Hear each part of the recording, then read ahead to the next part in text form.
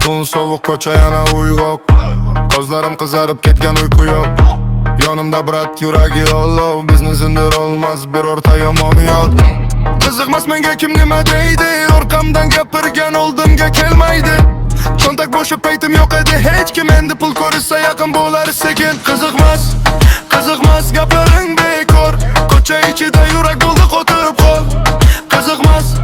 Qiziqmas yolg'on odamlar, yonimdagi brat sotmaydi hech qachonlar.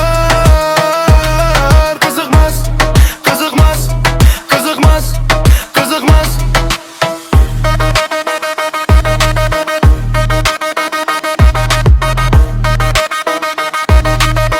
yonimdagi brat sotmaydi hech qachonlar. Mashina qora, tunam jimjit, ko'ngil ichida yig'ilgan og'riq. Sirena uzoqda, smoki havoda, yashaymiz baribir qora shaharda. Ko'zimda maqsad bor, ortga yo'l yo'q. Hayot menga bergan juda qattiq dars ko'p. Pastdan chiqib endi tepaga qarab, dushmanlar jim qoldi, natijani ko'rib.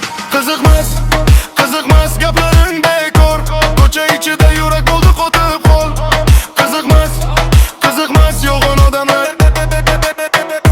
yonimdagi brat sotmaydi hech qachonlar.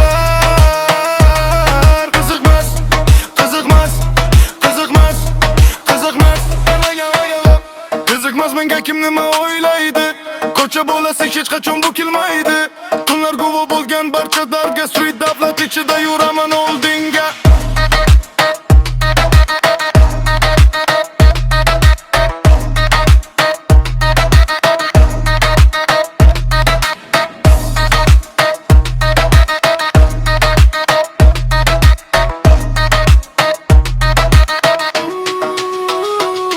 Qiziqmas gaplaring bekor, ko'cha ichida yurak bo'ldi qotib qol.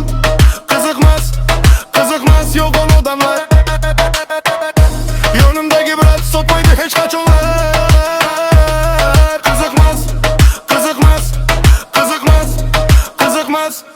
Qiziqmas